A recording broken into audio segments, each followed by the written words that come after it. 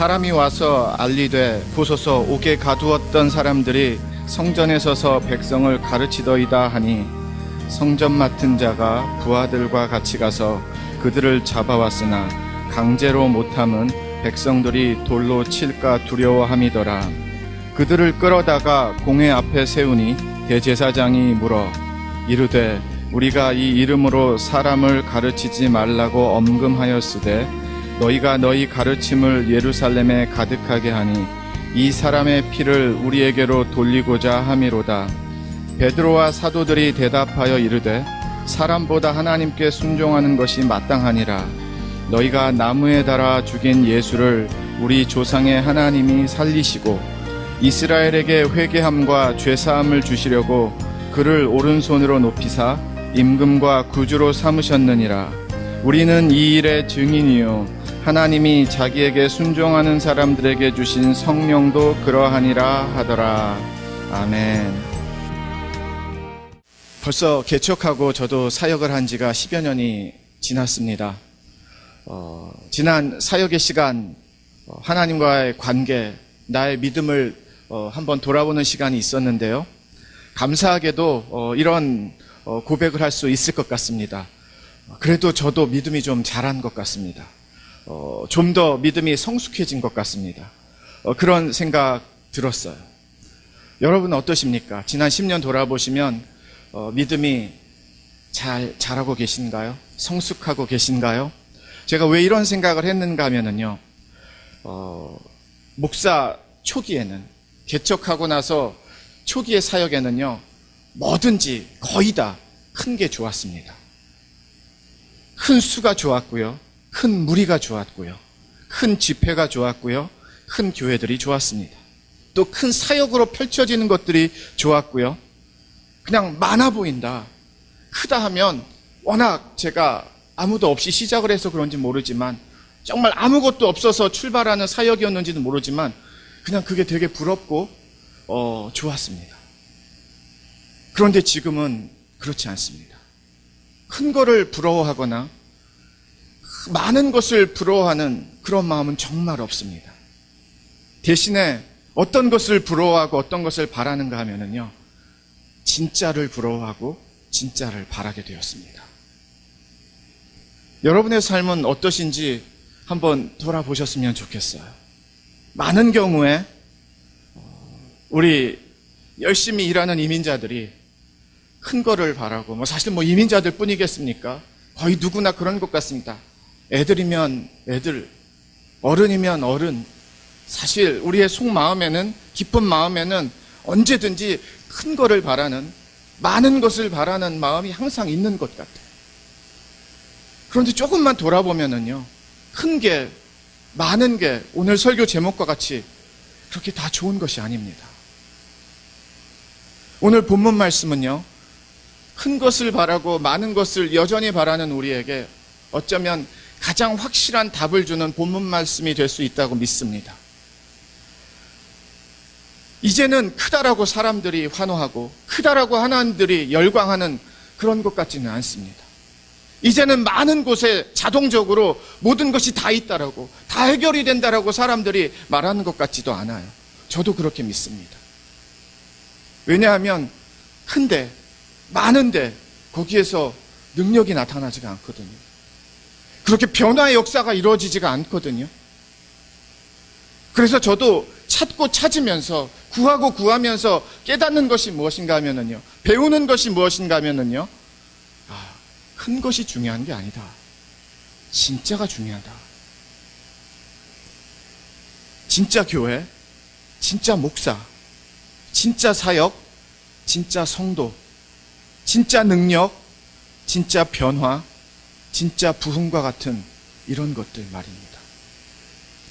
얼마든지 흉내내고 얼마든지 뭐뭐인 척하는 그런 이야기들은 아직도 많이 있습니다. 그런데 절대로 흉내낼 수 없는 게 있어요. 진짜는 흉내를 못 냅니다. 오늘 본문 말씀은요, 베드로와 제자들, 사역자들이라는 이름으로 다시 한번 성전에 이 공회원들에게 불려가고요, 또 옥에도 갇히는 그런 사건이 벌어지는 장면이 지금 진행이 되고 있는 겁니다. 두 번째, 첫 번째가 아닙니다.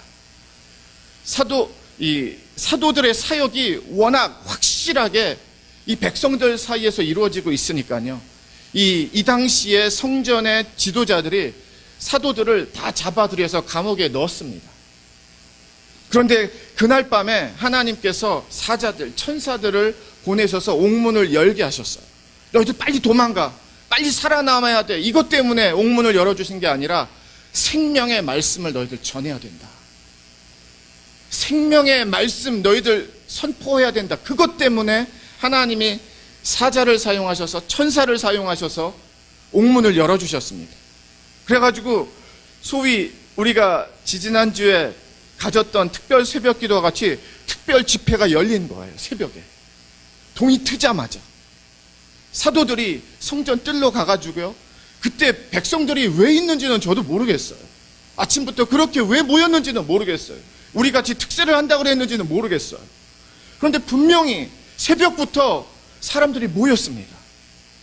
그리고 예수 그리스도의 복음을 선포하는 거예요. 그러니까 이상한 시간에 이상한 일이 벌어지고 있는 겁니다. 지금 편한 시간에, 사람들이 다 기대하는 시간에, 사람들이 다 예상했던 시간에 하나님의 일이 벌어지고 있는 것이 아니라 갑자기 옥에서 하나님이 문을 열어주시면서 야, 빨리 나아가서 생명의 말씀 전하라. 그래서 성전뜰로 사도들이 다 가요. 백성들이 막 듣습니다.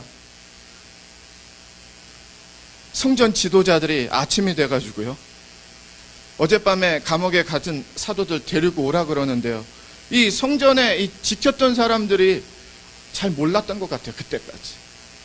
그런데 가보니까 아무도 없는 거예요. 근데 옆에선 이런저런 소리가 들립니다. 그들이 성전 뜰에서 지금 막 말씀 선포하고 있습니다. 전하고 있습니다. 라고 해서 잡아와야지. 그래서 잡아오는 겁니다. 오늘 본문 말씀은 그렇게 잡힌 사도들이에요. 누가 잡았는가 하면 성전 리더들, 대표적으로 사두개인들, 지도자들, 높은 급에 있는 사람들, 공회원 70명이 있었는데요, 그 중에 대부분이 사두개인들과 바리새인들이었거든요. 근데 사두개인들이 좀 더 높은 사람 축에 속합니다. 그냥 조금 구분하자고 합니다.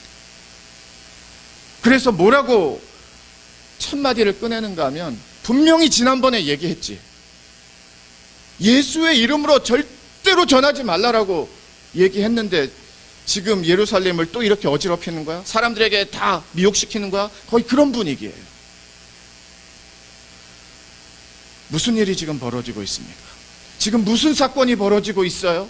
하나님, 예수님의 제자들, 사도들이 예수님의 말씀대로 살고 있는데 세상에서 돌아가는 상황은 그들 편에서 아유 훌륭하십니다, 잘하고 있습니다가 아니라 반대편에서 이들을 끌어내린단 말이에요. 막 괴롭힌단 말이에요. 기억하셔야 되는데요, 잘 배우셔야 되는데요, 내가 믿음으로 산다라고 해서 세상과 사람들이 나를 박수치고 칭찬해주고 격려해주고 인정해주고 다 그렇지 않습니다. 부딪혀요. 분명히 부딪힙니다. 내가 믿음으로 사는 것 때문에, 예수의 사람으로 사는 것 때문에 제자들도 사도들도 지금 부딪히고 있는 거예요. 부딪히고 있습니다. 솔직히 이런 생각 들었어요. 우리는 얼마나 부딪히는가. 내가 예수 믿는 것 때문에, 예수 믿는 것 때문에 우리는 얼마나 이러한 사도들과 제자들과 같은 상황에 내 삶에 그런 흔적들이 있는가. 별로 없는 것 같아요, 솔직히.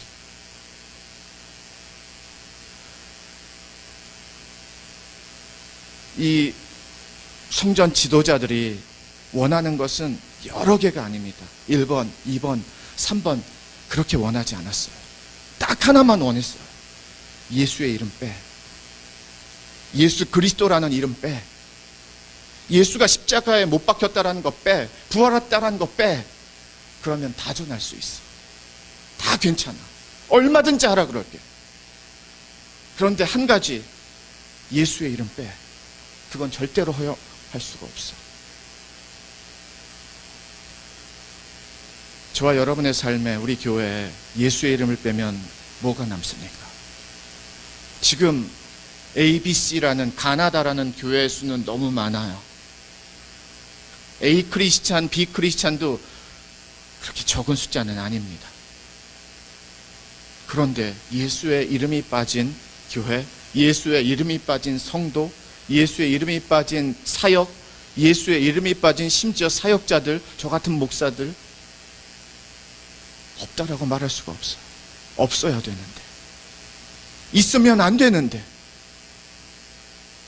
세상이 원하는 게 뭔지 아세요? 진짜 세상이 우리에게 원하는 게 뭔지 아세요? 예수의 이름을 빼라는 것, 그것 하나만 하라는 거예요. 예수의 이름을 빼라는 것, 그거면 충분한 거예요.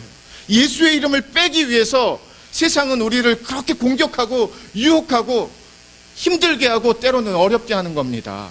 제발 예수 좀 빼, 너의 삶에서 그 이름만 좀 빼줘, 그러면 편하게 해줄게, 이런 유혹이라는 거지. 맞는 것 같은데 예수 이름 빼면은요, 저와 여러분의 삶에 무엇이 남습니까? 저와 여러분의 교회에 무엇이 남습니까?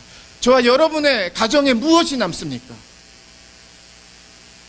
그런데 너무 예수의 이름을 빼고서 신앙생활을 하고, 예수의 이름을 빼고서 교회를 세우고, 예수의 이름을 빼고서 사역을 하는 곳이 왜 이렇게 많아지는지 모르겠습니다.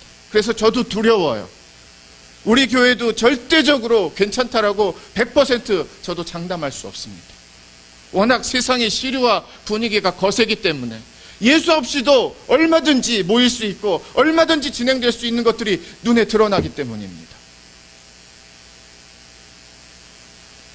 어떻게 보면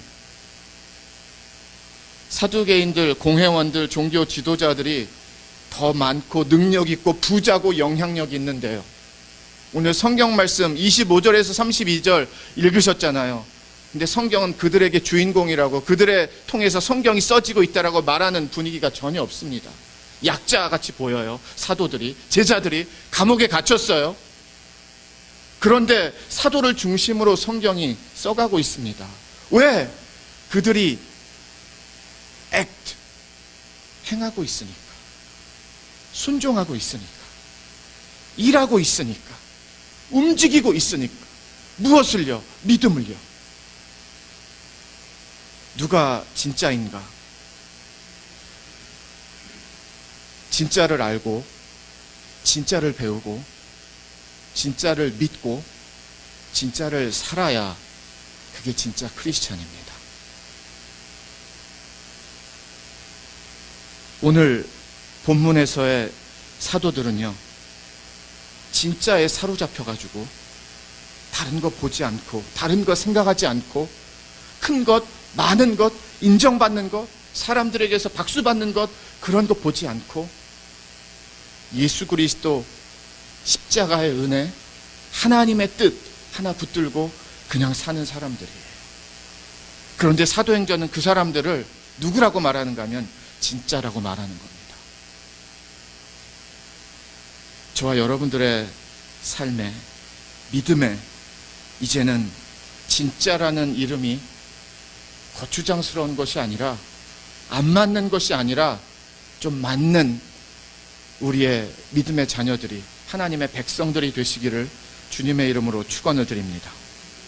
28절을 보시면은요, 이르되 우리가 이 이름으로 사람을 가르치지 말라고 엄금하였으되 너희가 너희 가르침을 예루살렘에 가득하게 하니 이 사람의 피를 우리에게 돌리고자 함이로다. 이제 막 엄포를 놓는 거죠.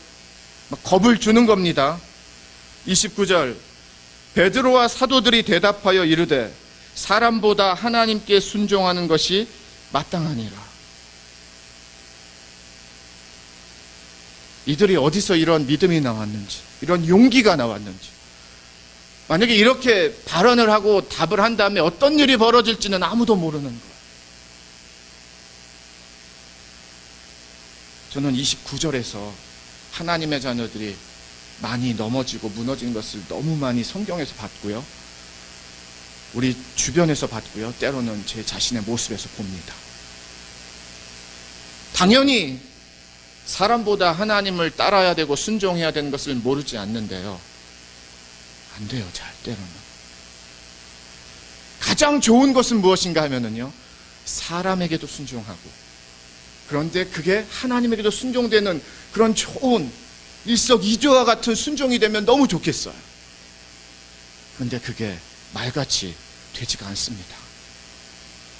반드시 둘 중에 하나로 선택해야 되는, 결정해야 되는, 판단해야 되는 저와 여러분의 삶에 그런 인터섹션이, 교차로가 있다라는 거예요. 사람에게 너무너무 우리가 잘하거든요. 배려하고 신경 쓰고 눈치 보고. 그러다 보니까 하나님은 다 괜찮다라고 생각할 때가 너무 많아요. 전 이게 사실 말씀을 준비하면서 가장 죄송한 부분이었어요. 개인적으로, 전체적으로. 하나님은 다 괜찮아요.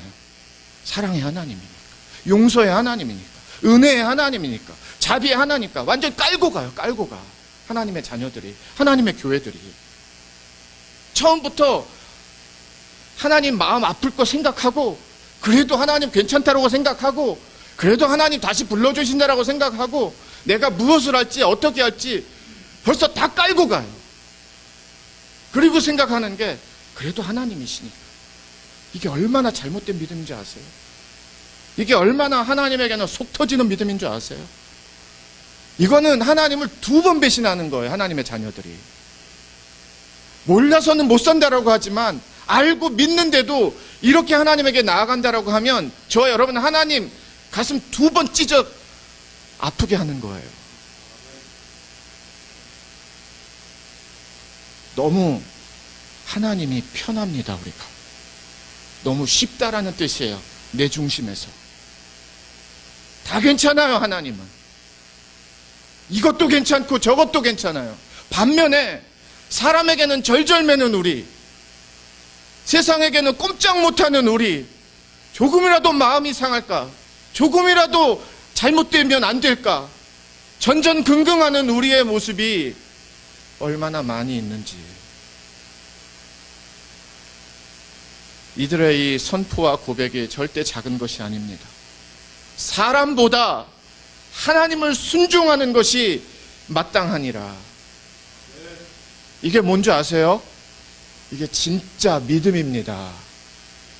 흉내내는 믿음이 아니라, 뭐뭐 하는 척하는 믿음이 아니라 진짜 믿는 믿음이에요. 오늘 우리는 진짜를 만나고 있습니다. 진짜 예수 믿는 사람들, 진짜 예수를 따르는 사람들, 진짜 예수를 위해서 사는 사람들, 진짜 교회. 저와 여러분이 진짜가 되지 않으면 다 가짜예요. 그냥 쉽고 심플하게 저는 그렇게 생각하셨으면 좋겠어요. 내가 진짜가 안 되면 나는 누가 되는 거예요? 가짜가 되는 거예요. 성경은, 오늘 본문은 진짜를 말하고 있습니다. 사람보다 하나님을 순종하는 사람들, 하나님을 따르는 사람들, 이런 어려운 순간에서 결정, 사람보다 하나님이 옳습니다. 하나님이 맞습니다. 하나님이 먼저입니다. 그냥 생각해서 막 상상하면서 하나님 해야지, 하나님 맞아, 이게 아니라 현실이 돼버렸어요. 진짜 하나님인지 사람인지를 내가 보여줘야 되는, 살아야 되는 현실이 왔어요. 지금 이 현장이 왔어요. 절대로 피할 수 없는 순간이 왔습니다. 그런데 이 사도들이요, 사람보다 하나님께 순종하는 것이 마땅하니라. 이게 바로 진짜 예수를 믿는 믿음의 고백의 삶입니다.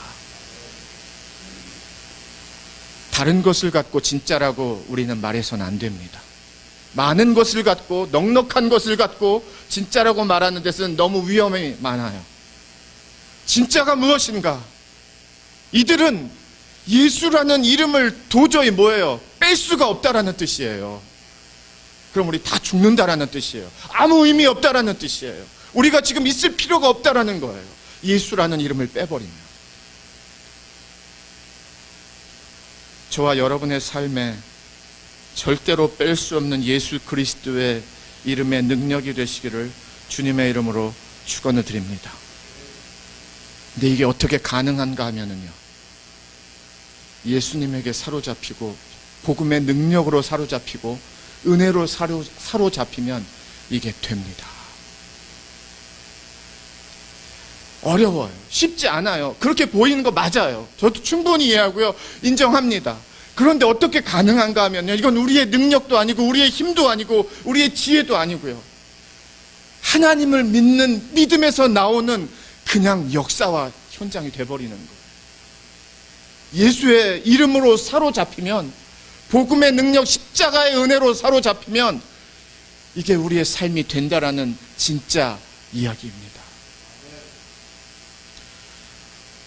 지난 특세 한 번도 빠지지 않고 참석하신 한 성도님이 이런 좀 작은 간증해 주셨는데요. 특세 준비하면서 기도 리스트가 있으셨대요. 우선순위가. 그런데 첫날이 되면서 그 우선순위가 완전히 바뀌는 상황이 돼버렸대요. 그래서 기도 제목 리스트는 다 어디론가 가버리고 가장 중요한 우선순위 기도 제목 하나가 딱 하나 하나님이 주셨다라는 거예요. 성령의 역사가, 하나님의 역사가 바로 그런 겁니다. 진짜 역사가 그거예요. 하나님의 우선순위는 뭐였어요? 다른 데 있었다라는 거예요. 그래서 하나님은 그 일을 하셨다라는 거예요. 그 일을 역사하셨다라는 거예요. 그 타이밍이었다라는 거예요. 내가 정해놓은 1번, 2번, 3번, 4번이 아니라 그게 바로 살아계신 진짜 하나님의 일하심입니다. 오늘 이 사도들이 사실 막 정리해놓고서 이대로 살아야지, 이대로 사역해야지는 사실 없어요.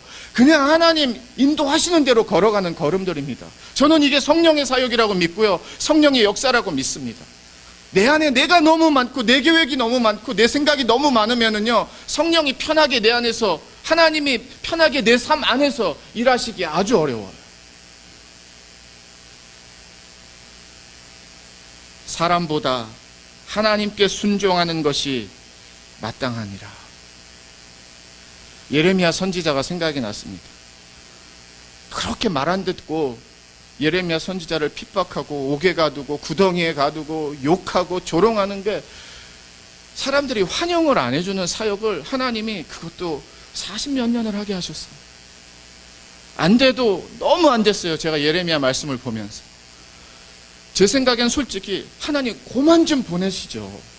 뻔히 백성들이 콧방귀 뀌는 거 우리 벌써 다 알게 되는데, 뻔히 백성들이 예레미야 선지자 무시하고 그냥 업신여기고 핍박하는 거 뻔히 아는데 이제는 좀 그만 좀 보내시죠라는 마음이 사실 들었어요. 새벽 말씀을 전하면서.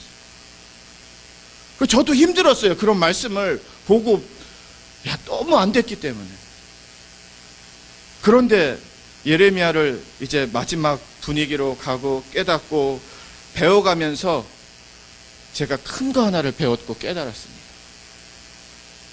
그만 좀 보내시죠 라고 했던 마음이 얼마나 부끄러웠는지 몰라요.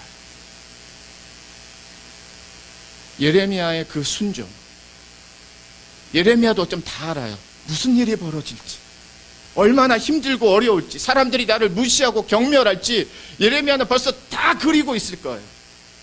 그런데도 순종하러 하나님이 토기장 집에 가라면 토기장이 집에 가고, 마켓 쪽으로 가라 그러면 마켓 쪽으로 가고, 땅도 사라 그러면 땅도 사고, 그냥 별로 자기에겐 도움되는 일이 아닌데 하나님이 계속해서 사명을 주시는 거예요. 그런데 계속해서 울면서 기도하면서 예레미야 선지자가 순종을 합니다. 그렇다고 해서 예레미야 선지자 마지막 이 말씀 부분에 백성들이 다 돌아오고 나라가 완전히 뒤바뀌고 했으면 너무 좋을 것 같은데요, 사실 그렇진 않고 더 악해져요. 그런데 제가 배운 게 있어요. 하나님이 왜 이렇게 예레미야 선지자를 그대로 계속해서 보내시는가? 행여라도, 혹시라도, 많은 사람은 아니지만 진짜 하나님의 백성 한 사람이 돌아올 수 있기를 하나님이 부르고 계시는 거구나. 그것 때문에 하나님이 계속해서 40몇 년 예레미야를 그래도 전해야 돼. 그래도 선포해야 돼. 왜? 그 한 사람 때문에. 혹시라도 오늘, 내일, 모레 하나님을 다시 회복하고 하나님에게로 회개하고 하나님으로 다시 살아날 수 있는 그 한 사람, 그 한 가정, 그 한 교회를 위해서 예레미야를 하나님이 계속해서 부르셨다라는 뜻입니다. 그런데 이게 어떻게 가능했는가 하면 예레미야가 순종했기 때문에 하나님의 뜻을 이룰 수 있는 통로가 되었다라는 것이에요. 저와 여러분에게 순종이 너무 낯선 믿음의 단어가 되지 않기를 이제는 주님의 이름으로 축원을 드립니다. 하나님의 뜻을 이루고 하나님의 뜻을 순종하는 게 이 세상에서 가장 안전한 장소예요. 이 세상에서 가장 안전한 장소가 백악관인지 청와대인지 크렘린 궁인지 영국 왕궁인지는 모르겠지만 제가 믿고 제가 성경에서 배우는 이 세상에서 가장 안전한 곳은 하나님의 뜻과 하나님에게 순종하는 삶의 그 자리입니다. 진짜 사도들, 진짜 제자들, 사람보다 하나님께 순종하는 사람들, 이 사람들을 사도행전에서는요 증인이라고 말합니다. 성경에서, 특별히 사도행전에서요, 신약에서 이 증인이라는 단어는 엄청난 파워를 갖고 있어요. 저와 여러분이 생각하는 것보다 100배는 더 엄청난 사도행전을 써가는 그런 맥이라고 생각하시면 됩니다. 이렇게 고백을 해요. 제자들이 32절에서요. 우리는 이 일의 증인이요, 하나님이 자기에게 순종하는 사람들에게 주신 성령도 그러하니라 하더라. 우리 지금 왜 사는가 하면 이 예수님 증인으로 살기 위해서 사는 겁니다라는 고백이에요. 왜 우리가 순종하는지 아세요? 사람보다 하나님을 순종하는지 아세요? 예수님 증인으로 살기 위해서입니다. 배운 대로, 들은 대로, 만난 대로, 믿는 대로. 이 증인이란 단어를 헬라어 성경에서는요, 신약 성경 써 있는 언어죠. 헬라어 성경에서는 말투스라는 그런 단어더라고요. 제가 찾아보니까. 근데 이 말투스라는 단어가 영어 단어로 오면서 말터라는 단어로 이렇게 영어 단어가 됩니다. 이 말터라는 단어가 무슨 뜻인가 하면 한글로는 순교자라는 뜻이에요.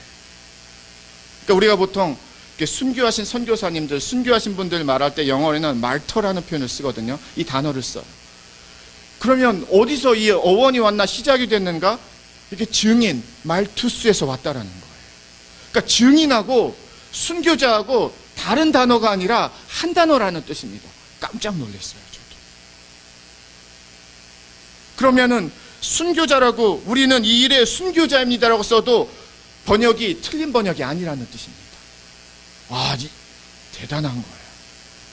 증인의 파워와 증인의 이 믿음의 고백이 얼마나 대단한가 하면, 와, 예수를 위해서도, 주님을 위해서 목숨을 바친 자들도 증인이구나, 순교자구나, 이게 같은 뜻이구나, 다른 뜻이 아니구나. 그러니까 뭐예요? 진짜라는 뜻입니다. 말씀을 정리하겠습니다. 증인, 그대로 보고 그대로 배우고 그대로 듣고 그대로 사는 사람들, 그 사람들이 증인이거든요. 그 사람들이 말하는 게 증인의 그런 책임이거든요. 진짜 크리스찬은 누구인가 하면은, 저와 여러분들이 판단하는 그 사람이 진짜 크리스찬이야, 참된 크리스찬이야, 진짜 그런 건 모르겠어요, 저는. 너무 요즘에는 우리 중심화된 해석이 많고 이해가 많기 때문에 저는 그런 거 사실 신뢰를 주지 않습니다. 무조건 더 열심히 이제는 성경으로 와야 돼요. 성경이 진짜를 뭐라고 말하는가? 진짜 증인을 누구라고 말하는가? 오늘 진짜 증인이 나오는데요. 진짜 증인은 예수를 위해서 다 드릴 수 있는 삶의 믿음의 걸음을, 결국 예수의 이름 빼, 예수의 이름 못 뺍니다. 너 그럼 큰일 나. 그래도 못 뺍니다. 안 된다니까. 가만히 안 둘 거라니까. 그래도 예수의 이름은, 십자가의 보혈의 능력은, 복음의 믿음은 제가 부인할 수가 없습니다. 그 사람들이 증인이에요.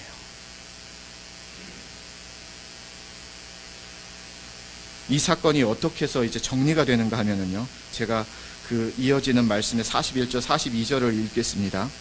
사도들은 그 이름을 위하여 능욕받는 일에 합당한 자로 여김을 기뻐하면서 공회 앞을 떠나니라. 그들이 날마다 성전에 있든지 집에 있든지 예수는 그리스도라고 가르치기와 전도하기를 그치지 아니하니라. 이들을 풀어주는데 그냥 풀어주지 않습니다. 그냥 매를 맞고 풀어줘요. 매 맞습니다.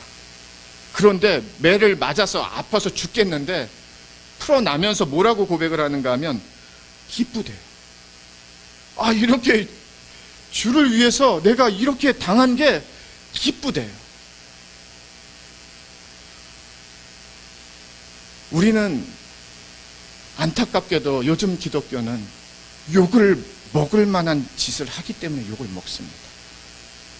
그런데 제가 41절 보면서 이건 절대로 욕 먹을 짓이 아닌데 사실 욕을 먹는 거예요. 매도 맞았고요, 모함을 받는 겁니다. 그런데 이런 욕을 먹어야 되는 교회나 믿음의 가정이나 하나님의 자녀들이 진짜 좀 이제는 더 나타나야 됩니다.